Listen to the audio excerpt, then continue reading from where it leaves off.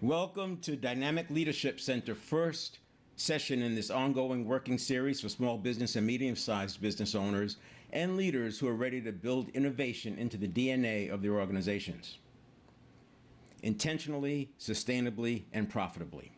Now, if you're here, you likely are no stranger to the pressure to innovate. It shows up in all kinds of ways. A new technology hits the market and you feel pressure to adopt it, or risk falling behind. A competitor shifts their strategy and suddenly your current model feels exposed. Or your internal systems start buckling under growth and you're forced to rework the engine while flying the airplane.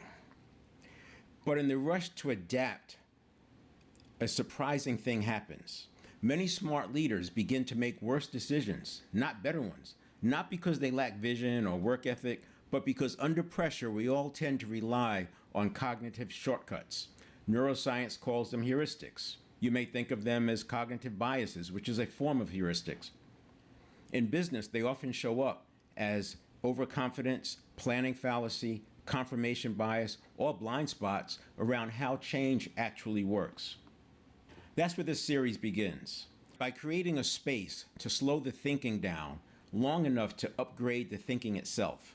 Just like in automobile racing, the champions consciously choose where they need to go slow so they can go fast where it really matters.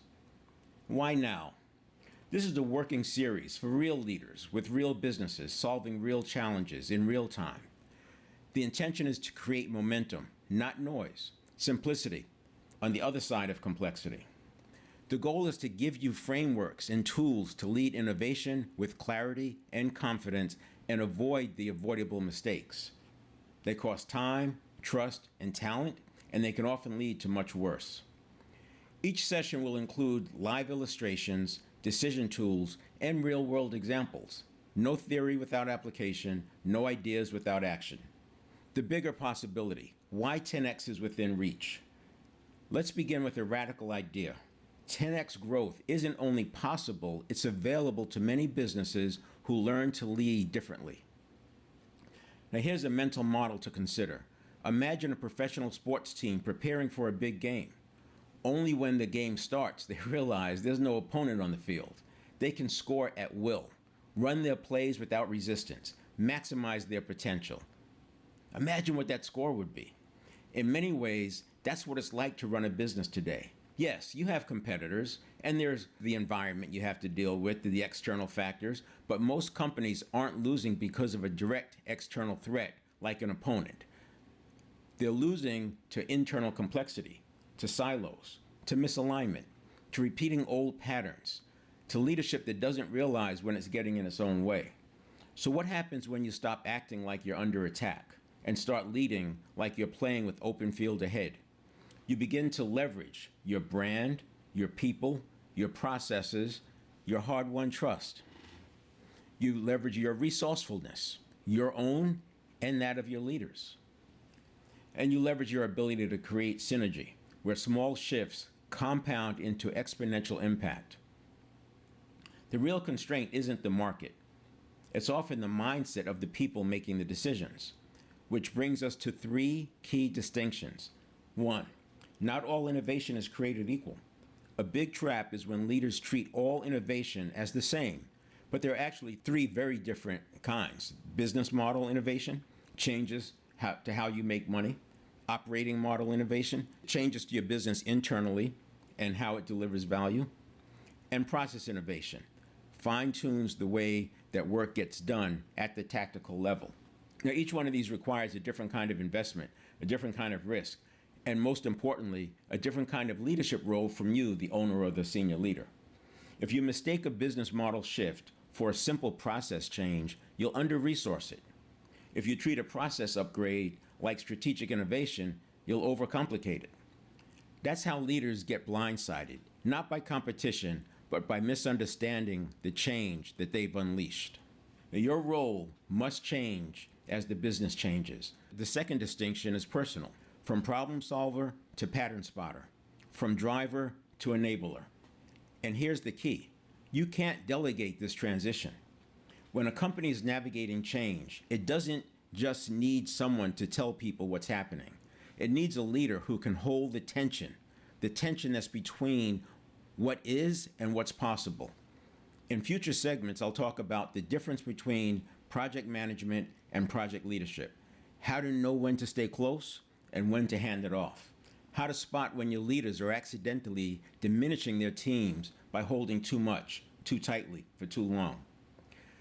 I covered some of this in the previous series on leadership development plans, and we'll revisit that methodology as it applies when we're going through this innovation series. The third one is change management. Change management is not optional, and it is measurable. This third distinction is where most execution fails. Change doesn't fail because people are lazy or resistant. It fails because we skip the part where people's thinking has to change before their behavior can. You may have heard the phrase that a great plan with mediocre implementation will produce less results than a mediocre plan with great execution. No plan survives contact with reality. So it's not just about the plan. It's about how we execute, and how we execute has to do with change management.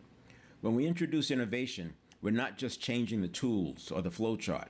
We're asking people to rebuild mental models, to think differently, prioritize differently, and that's hard. Without a clear path, most people default to what they know. In this series, we'll walk through how to measure your organization's readiness for change, how to spot the hidden habit-based patterns that derail execution, and how to build and evolve simple KPIs that reflect real transformation, not just cosmetic progress. You can't afford to confuse movement with momentum or noise with results. A simple example, technology as the unintended Trojan horse. This may resonate with you. I'll give you a quick example that I've watched create major problems. You find a powerful new application, software, hardware, some technology. The demonstration and presentation is impressive. The pitch is airtight. You're sold, but here's the trap. Instead of defining how the technology should serve your strategy, vision, purpose, you let it redefine your team's process. This is unintentional. It happens unknowingly, which is why I call it the Trojan horse, often at the expense of your long-term goals. You adapt to the tool instead of adapting the tool to serve your vision. That's not innovation, that's compromise. And more often than not, you pay for the privilege of reworking your own strengths. It's easy to confuse new with better or change with progress, speed with success. As you think about innovation in your organization and where it begins in a practical sense, it's worth asking one final question. Why does this matter now? We're living in a time of shifting global influence, what Ray Dalio calls a changing world order. You should check out that book. I think it's a fascinating read, and it's a real eye-opener, and it provides a nice backdrop. While we don't know exactly how or when or even if the balance of power will shift, we do know this. Countries poised to gain will push hard. Those with the most to lose will defend their ground, sometimes at the edge of what's ethical, sometimes with short-sighted, reactive moves that do more harm than good. This isn't to create fear. It's context for awareness. Strategy today means understanding how global tension reshapes local markets, customer behavior, and what it takes to lead with clarity and integrity through ambiguity. What's powerful about using the changing world order as a strategic frame is that it gives you something rare, a stable, long cycle narrative to guide your decision making, near term and long term. It doesn't matter what's happening day to day. The long arcs of history don't pivot on headlines. Like a cruise ship turning in open water, the changes are slow but very visible, if you're watching. The 2008 financial crisis, for instance, followed a nearly identical demographic pattern to what Japan experienced a decade earlier. In both cases, the largest segment of the population hit an age where spending slows down and in turn growth reverses. That was big, but the global reordering underway today dwarfs those events, and it will shape the rules of competition for decades to come. Now, I'll start with an illustration that we've all experienced, and I'll apply it to what is directly in front of us.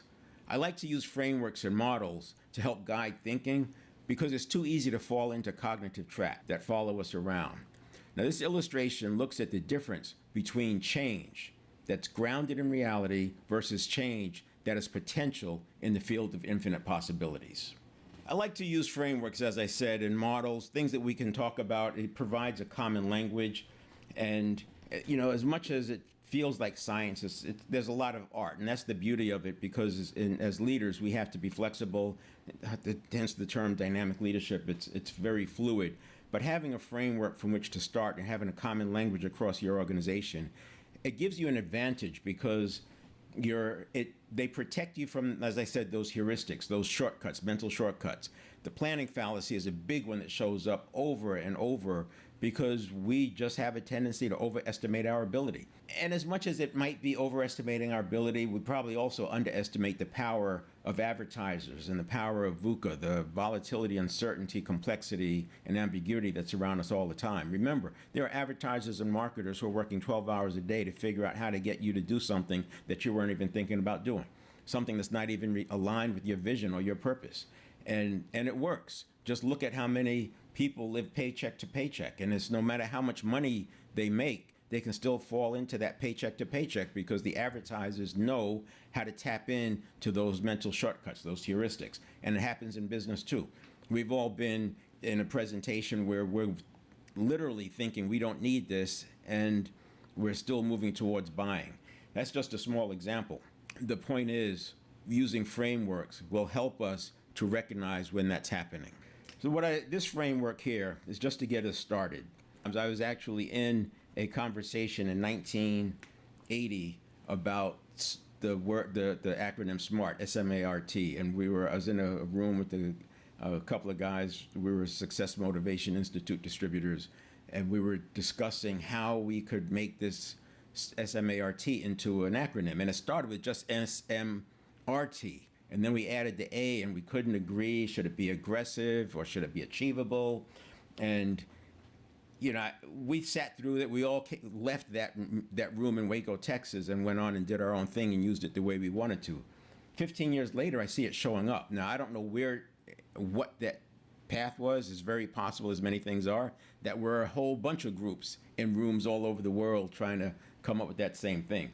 What's interesting is, along the way, I've watched people trip over the aggressive versus achievable, the realistic versus aggressive. And what I like is relevant, and I like aggressive. I like both of them.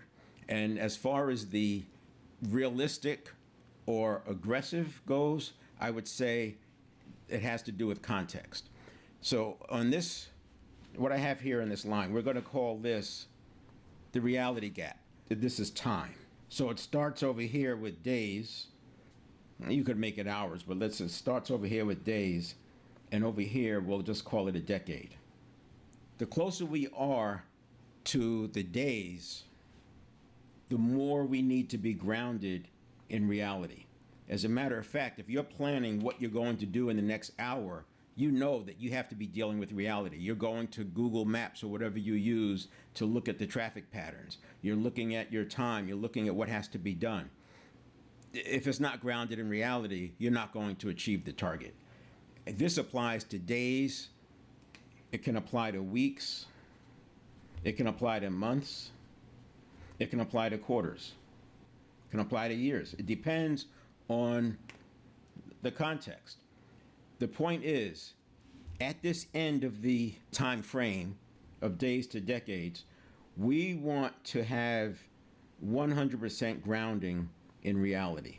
So this gap right here, a zero gap. We want to be 100% grounded in reality. As we move out into time, we can afford to be a little bit more aggressive, because we can bring things in. We have networks, we have resources, we have resourcefulness, we have things that happen. If you've been in business any length of time and you've been on the creation side where your name is on the line, you've seen the serendipity. In corporate world, I used to say that I just need 80%. If I have 80% of the answer, I can go, because the other 20% will come. And I lived by that. And I've had models and frameworks to support it.